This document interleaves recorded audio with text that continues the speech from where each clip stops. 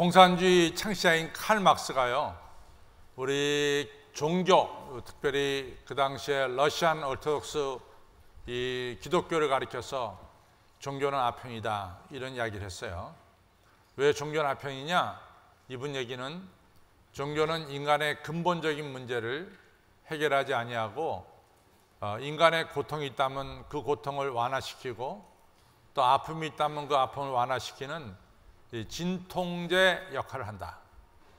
마치 아편처럼 그 순간의 고통을 잊게 하는 이런 진통제 역할을 하기 때문에 종교는 이 칼 막스의 말에 의하면 아편이다, 이런 이야기를 했죠.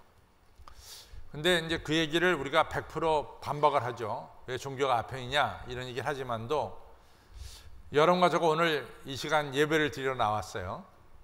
근데 오늘 예배 드리는 이 시간에, 여러분들 오늘 예배 시간에 이 토털리 전체적으로 여러분들 변화되기를 정말 원하고 계십니까? 이게 이제 핵심적인 질문인데, 대부분의 이제 교회에 나와서 예배드리는 분들의 마음은 자기의 생활은 그대로 가져가는 거예요. 자기의 생활에 이렇게 변화를 별로 원치 않습니다. 자기가 지금 하던 생활은 그대로 가져가고 싶고, 또 한 가지는 여러분과 제가 지난 일주일 살면서 사실은 상처받은 게 있어요. 말로도 상처받고, 또 여러분들이 사업을 경영하다가도 어려움을 겪고, 또 인간관계에서도 어려움을 겪습니다. 우리가 아무리 좋은 모임이라도 뜻하지 않은 일 때문에 이같이 상처를 받는 경우가 있어요. 근데 그 상처가 우리가 그렇게 금세 사라지는 건 아니에요.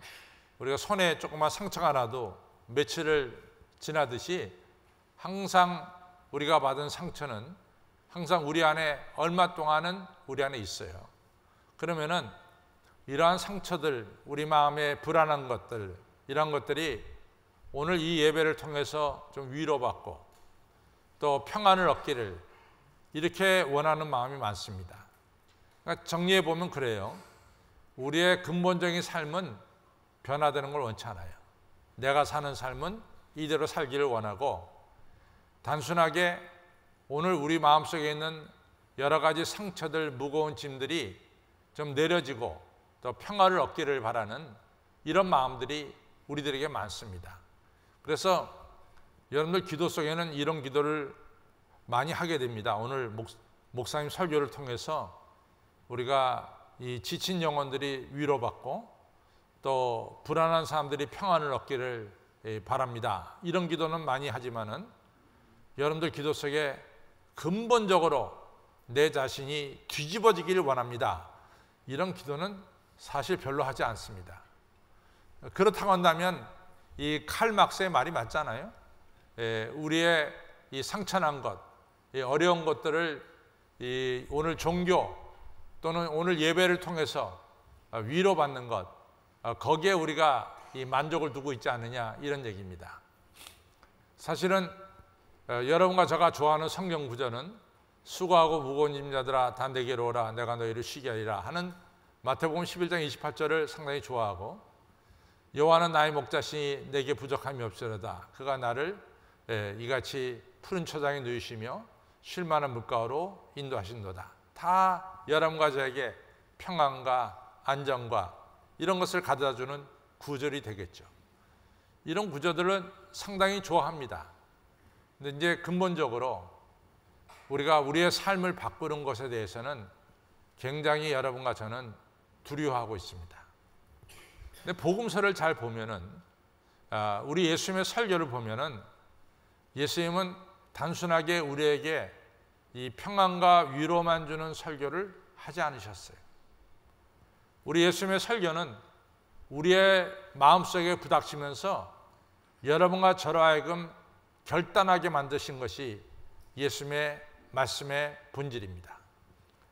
예수님의 첫 번째 설교는 마가복음 1장 15절에 나오고, 또 똑같은 말씀이 마태복음에 가서는 마태복음 4장 17절에 나옵니다. 근데 예수님의 첫 번째 설교가 뭐냐? 회개하라, 천국이 가까웠다. 이것이 예수님의 첫 번째 설교예요. 이 회개하라는 말은 기본적으로 뭐가 들어있냐면 너는 죄인이다. 이런 기본적으로 그 말씀이 거기 들어가 있죠. 만약에 의인한테 뭐하라 회개하라고 말씀하겠어요? 의로운 사람한테는 그렇게 할 리가 없잖아요. 그러니까 예수님이 첫 번째 설교할 때 회개하라 그럴 때는 예수님의 말씀을 듣는 우리들은 죄인이라고 하는 것을 기본적으로 우리가 알아야 된다는 사실입니다. 여러분과 저가 죄인이라는 사실을 기본적으로 알아라 말이죠. 거기서 우리의 죄를 깨닫고 예수님 앞에 회개하면은 예수님은 우리를 새로운 사람으로 만들어 주시고 그 안에 천국을 이루어 주신다라고 하는 중요한 진리가 예수님의 설교 속에 들어있어요. 그래서 많은 분들이 예수님에 오면 뭐 병고침 받고 위로받고 뭐 이런 것에 대해서 많이 우리 머릿속에 들어가 있지만 사실 예수님 보면 마가복음 2장에 보면 예수님 앞에 이 중병자가 왔어요. 그래서 내 친구가 들것에 실어가지고 왔거든요. 근데 예수님의 첫 설교는 첫 마디는 그게 아니었습니다. 야 병자야 일어나라.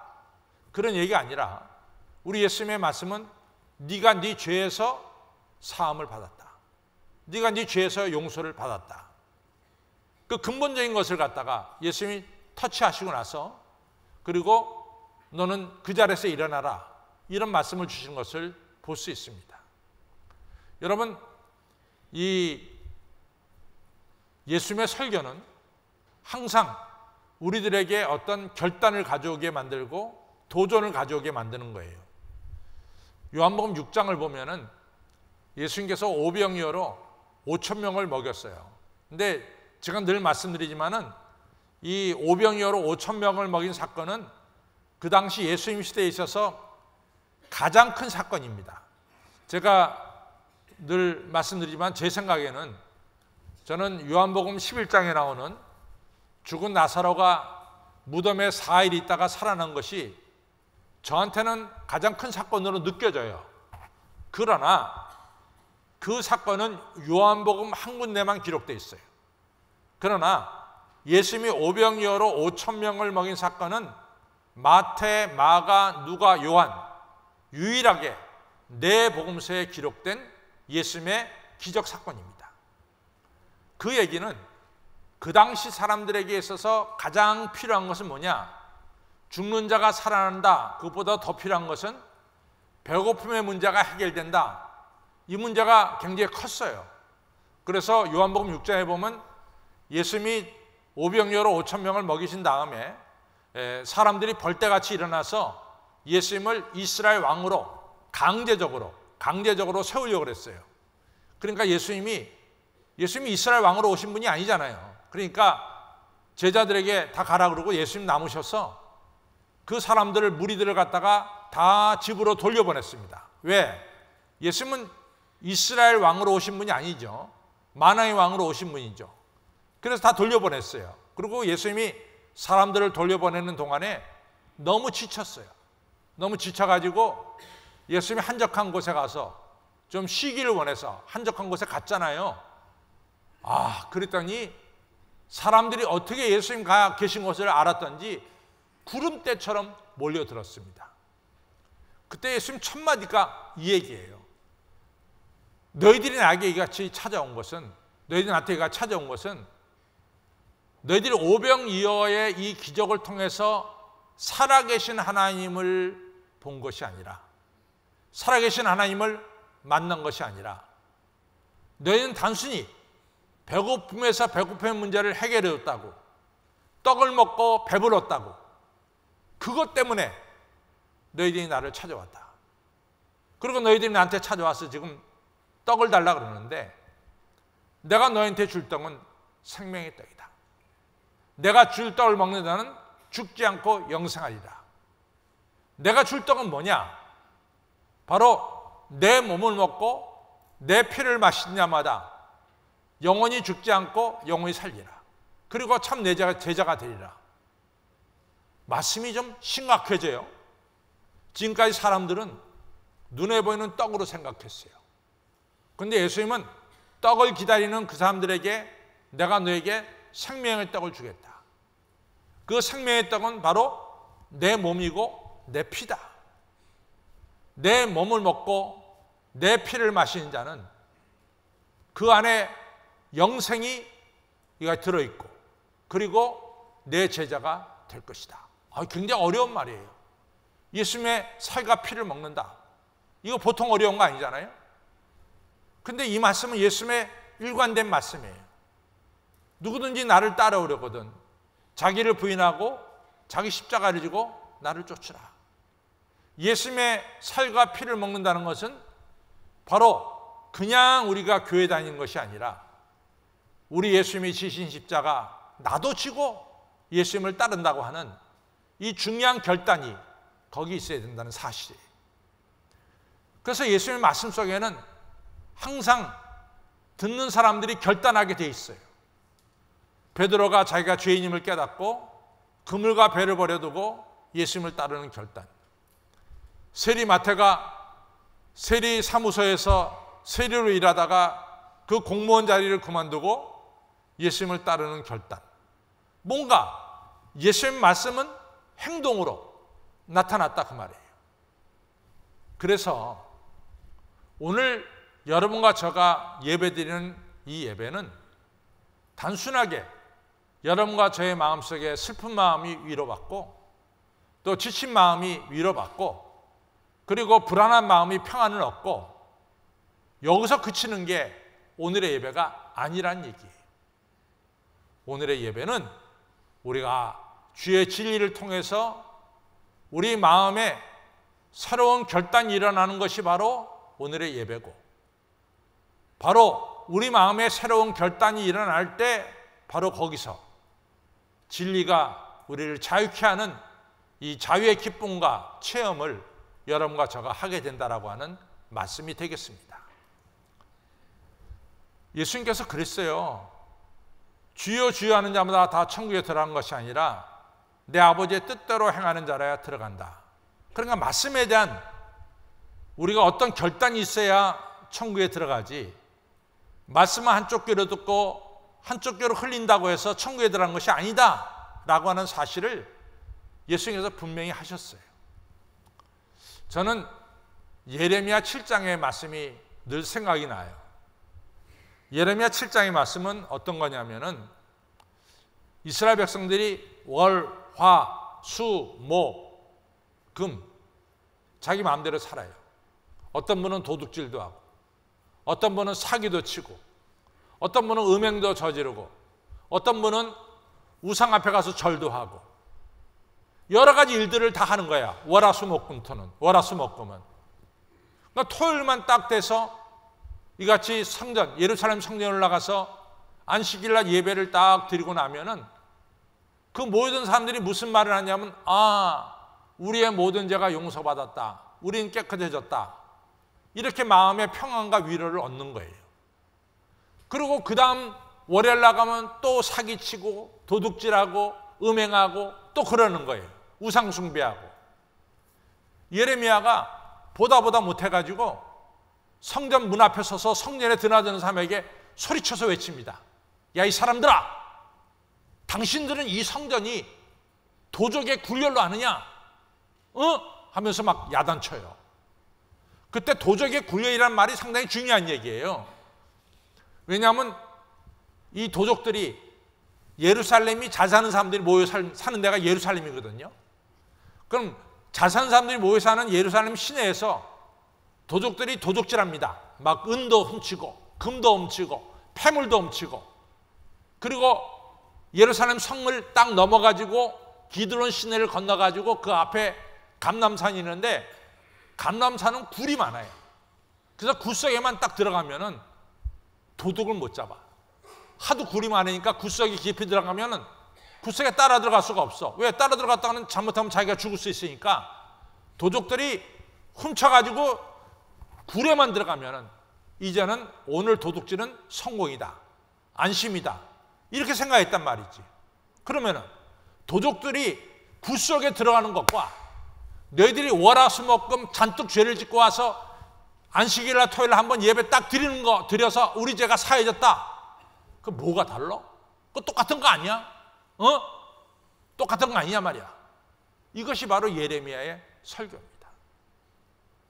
여러분, 그러니까 오늘 설교는, 여러분과 오늘 예배는 여러분과 제가 단순하게 말씀을 듣고 마음의 위로와 평안을 얻는 거기서 그쳐서는 안 된다는 거예요. 오늘 예배는 우리에게 분명한 결단이 있어야 되는 것이 우리의 예배입니다.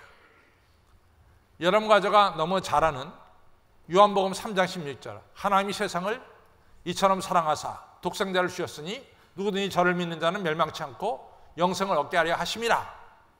우리가 여기만 기억해. 요한복음 3장 16절.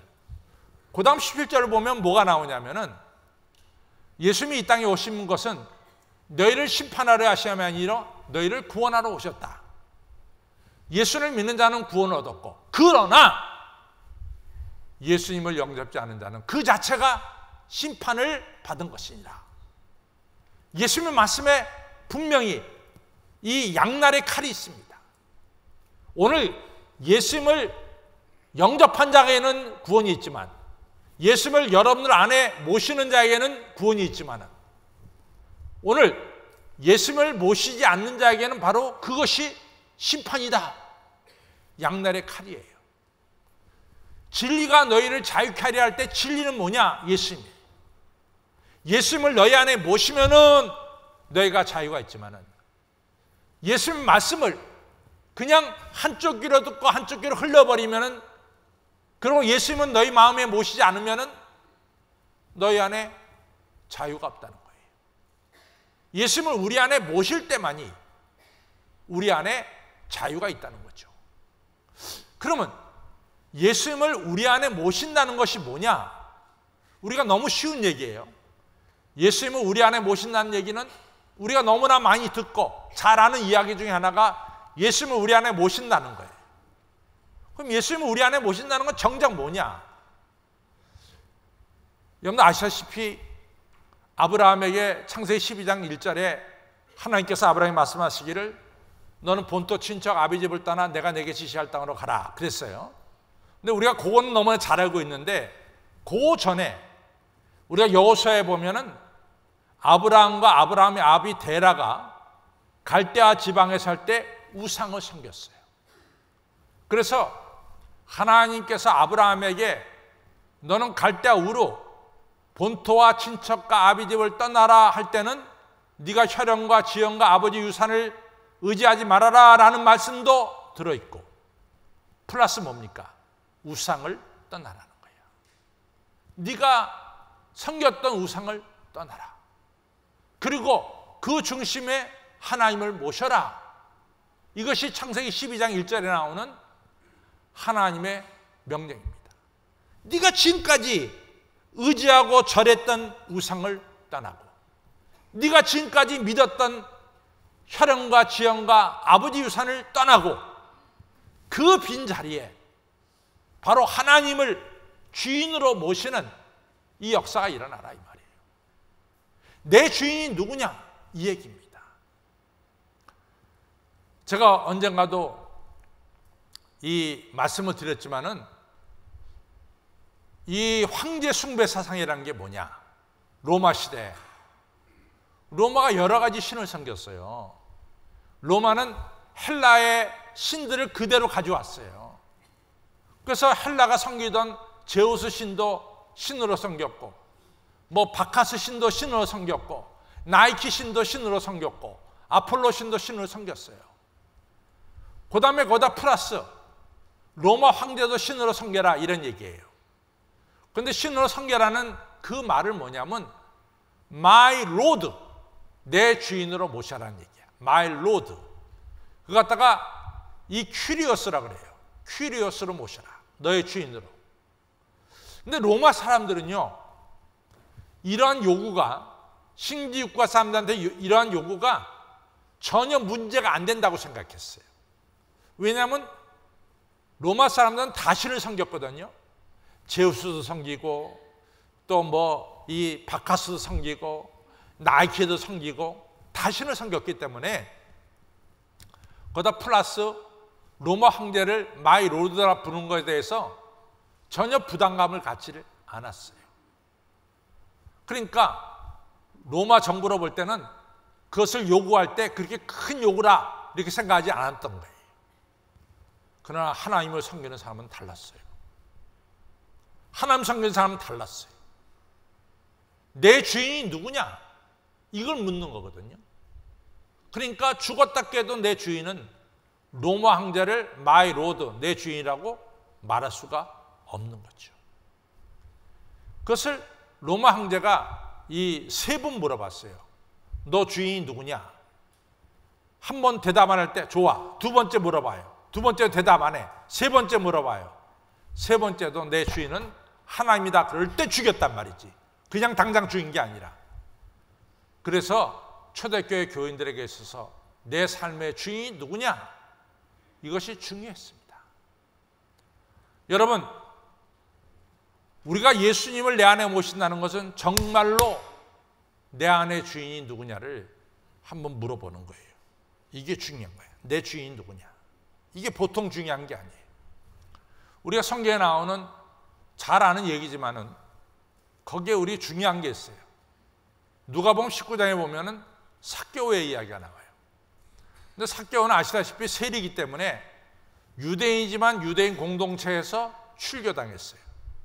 출교당했다는 얘기는 뭐냐면 그 회당에 참여할 수가 없어요. 너는 유대인 회당에 들어오지 못해. 그래서 내쫓았다고. 그러니까 삭개오가 생각하기를 자기는 이같이 쫓겨났으니까 자기 인생의 목표가 정해졌어.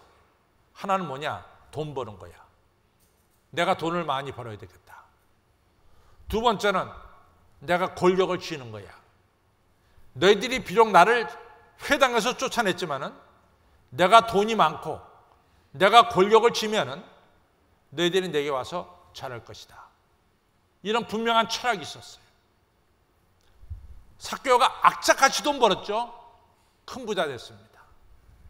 삭개오가 지금 말하면은 여리고 지방의 국세청장이 된 거야. 세리장이니까. 여리고 지방의 국세청장이 된 거라고. 높은 자리에 올랐죠. 그런데요, 삭개오 마음이 그렇게 기쁨이 없어. 기쁨이 없어. 자기 소원 다 이루었어. 돈 벌었지, 권력 쥐었지. 근데 평안이 없는 거야. 근데 어느 날 예수님이 자기 집에 찾아온 거야. 예수님이 자기 집에 찾아와서 삭개오 집에 머문 거지. 근데 웬걸 예수님이 오니까 기쁨이 생겨. 그전까지는 기쁨이 없었는데 예수님이 들어오시니까 기쁨이 생기더라 그 말이야. 그래가지고 너무 기쁘니까 내가 지금까지 의지했던 내 재물 절반을 가난한 자들에게 주겠습니다. 제가 이같이 부를 쌓을 때 내가 남에게 도둑질한 게 있다면 4배를 갚겠습니다. 이 고백을 예수님이 강요하지 않았어요. 자기 스스로 고백한 거야. 예수님께서 너도 아브라함의 자손이다. 축복해 줬어. 쉽게 말해서 삭개오의 재산이 절반 날아갔어요. 예수님이 신방함을 통해서. 대신에 뭐냐? 삭개오가 평생 느끼지 못했던 기쁨과 자유를 느끼게 된 거야. 똑같은 얘기인데 마태복음 19장에 부자 청년이 나타났어. 어떻게 하면 영생을 얻겠습니까? 라고 물어봐. 예수님 딱 보기에 이 부자 청년에게 기쁨을 앗아가는 건 뭐냐? 부자 청년이 전적으로 재물에 의지하고 살아가고 있는 거야. 재물이 그 사람의 주인이 되고 살아가고 있는 거지. 그러니까 예수님이 그 청년이 자유와 영생을 얻겠다 그러니까 그 길을 정확하게 가르쳐줬어요. 너를 붙잡고 있는 것은, 너에게 자유를 못 주고 있는 것은 바로 네 재물이야. 네가 세상에 얽매고 있는 것은 바로 재물이야. 그 재물을 가난한 자에 주고 그러고 나서 나를 따르라. 근데 그걸 버릴 수가 없었지. 그러니까 이 청년은 근심이 가득한 채로 돌아갔어요. 예수님을 모신 자는 기쁨이 넘쳤지만 예수님을 모시지 못한 자는 근심이 가득한 것을 성경은 아주 분명하게 보여주고 있습니다. 성도 여러분, 오늘 이 시간 여러분들은 단순하게 제 말씀을 듣고 무슨 위로받고 평안을 얻기 위해서 이 자리에 앉아 있는 것이 아닌 줄로 믿습니다. 오늘 여러분들이 예수님 모시려고 온 거예요. 물론 여러분들이 오늘 제 설교를 통해서 위로받고 평안을 얻을 수 있어요. 그러나 저 문을 나서는 순간 다 잊어버려. 내가 장담을 합니다. 다 잊어버려. 그러나 여러분과 저가 우리 안에 예수님을 모시고 사는 순간 여러분들은 늘 평안과 기쁨이 있을 줄로 믿습니다. 저는요, 예수님이 우리의 주인 되었을 때 예수님이 주는 것은 너무나 완벽해. 너무나 완벽하게 주시는 거예요. 잘 보세요. 우리는 성경을 좀 길게 보면 정확한 것을 알 수 있어요. 이스라엘 백성들이 430년 동안 노예 생활했잖아요. 그렇죠? 노예 생활했죠. 그러니까 울부짖은 하나님이 그들을 출애굽시켰다. 그럼 하나님이 이스라엘 백성들을 애굽 땅, 노예된 땅에서 출애굽시킨 거로 끝났느냐? 물론 애굽의 노예 생활로부터 광야로 나왔으니까 자유를 얻었어요. 그런데 성경은 그게 끝이 아니야. 430년 동안 노예 생활했으니까 이 이스라엘 백성들의 노예 근성이 있고 노예 습성이 배어 있었다고. 이것을 하나님께서 40년 동안 광야 생활하면서 노예 습성을 벗기는 거야. 그리고 하나님의 거룩한 백성으로 교육을 시키는 거죠. 훈련시키는 거죠. 노예에서 자유인으로 하나님께서 교육을 시켰어요. 거기서 끝났느냐? 아닙니다. 하나님은 가나안 땅을 이같이 그들에게 주셨어요. 그리고 그들에게 처음으로 집과 포도원과 감람나무를 가질 수 있도록 농토와 땅을 허락해 줬어요. 주권을 주셨고 백성을 주셨고 땅을 주셨어요. 진정한 자유를 누릴 수 있도록 모든 것을 허락해 주신 거예요. 이것이 하나님이 주시는 자유입니다. 단순하게 여기에 눌려있는 걸 갖다가 풀어내는, 거기서 끝내는 것이 아니에요. 풀어난 우리가 자유인으로 살아갈 수 있도록 모든 것을 넉넉하게 베풀어 주시는 분이 우리 예수입니다. 그 말이에요. 열왕기하 4장에 보면은 이 생도의 부인, 그러니까 신학생의 부인이 나옵니다. 그런데 이 신학생이 갑작스럽게 죽었어요. 갑작스럽게 죽었어요. 그러니까 이 신학생의 부인이 졸지에 과부가 됐어요. 근데 과부가 됐는데 두 아들이 있어요. 근데 이 신학생이 무슨 일을 했는지 모르지만은 그 아내 몰래 잔뜩 빚을 지고 죽었단 말이지. 그러니까 남편이 진 빚이 그대로 아내에게 넘겨지는 거야. 빚쟁이들이 오더니 이 과부가 된 여인한테 야, 이 여자야, 빚 갚아! 빚 갚아! 막 여자를 그냥 죄인 취급하면서 빚 갚으라고 난리치는 거예요. 그런데 이 과부가 어디 돈이 있어서 빚을 갚습니까? 돈이 없잖아요. 그러니까 돈이 없습니다. 그랬더니 네 두 아들을 노예로 팔아서, 그 당시에 성한 사람을 노예로 팔면 은 30세길이거든요. 노예로 팔아서 그 60세길에도 나한테 갚아! 이렇게 된 거예요. 그럼 과부가 자기 두 아들을 갖다 노예로 팔아버리면 자기는 어떻게 살아? 너무 답답하니까 엘리사 선지자에게 찾아왔어요. 선지자님, 사정이 이렇습니다. 막 슬피 울면서 얘기하니까 엘리사가 말하기를 당신 집에 있는 게 뭐가 있어? 기름 쓰다 남은 한 반 정도 남은 기름병 하나 있습니다. 그래. 그러면은 마을에 가서 빈 그릇을 다 모아라. 빈 그릇 다 모아라. 빈 그릇 다 모았어. 거기다가 빈 그릇에 당신 있는 기름병을 기울여서 빈 그릇을 채워라. 채우기 시작하니까요. 이게 기적이 일어나는 거지. 빈 그릇마다 기름이 가득 다 채워지는 거예요. 빈 그릇이 하나도 없어. 빌려온 그릇은 다 기름이 채워졌어. 생도의 아내가 엘리사에게 찾아갔습니다. 선생님, 기름이 다 채워졌습니다. 그때 엘리사가 뭐라고 말씀합니까? 기름을 팔아서 네 빚을 갚아라. 네 빚을. 그리고 그 나머지로 너와 두 아들이 앞으로 살아가라. 빚으로부터 해방시킬 뿐만 아니라 앞으로는 빚지고 살지 않도록 필요한 것을 다 공급해 주셨다라고 하는 사실입니다. 여러분들 믿으시길 바랍니다. 여러분들 가지고 있는 물질 없으면 못 살 것 같죠?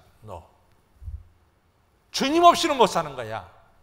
주님이 여러분 안에 주인 될 때 주님은 여러분들에게 필요한 것을 채워주시고 여러분들이 하나님의 자녀로 복을 나누어 살아갈 수 있도록 이같이 복의 통로로 세워주시고 진정한 자유인의 기쁨을 누릴 수 있도록 여러분과 저의 필요한 것을 공급해 주신 분이 우리 예수님이십니다. 오늘 여러분과 저가 단순하게 제 설교를 듣고 마음의 위로와 평안을 얻기를 바라는 데서 그치지 마세요. 오늘 그것이 결론이 아닙니다. 오늘은 내 안에 과연 예수님을 주인으로 모시느냐, 이것이 관건입니다. 꼭 오늘 이 시간 예수님을 여러분 마음의 중심에 주인으로 모시는 역사가 있기를 바랍니다. 예수님은 진리는 여러분과 저를 죄로부터의 자유, 빚으로부터의 자유, 여러분과 저를 얽매고 있는 모든 것으로부터 자유. 자유는 기쁨과 평강과 영광과 영생을 여러분과 저에게 가져다 줍니다. 이 축복이 있기를 주님의 이름으로 축원합니다. 다 같이 일어나시겠습니다.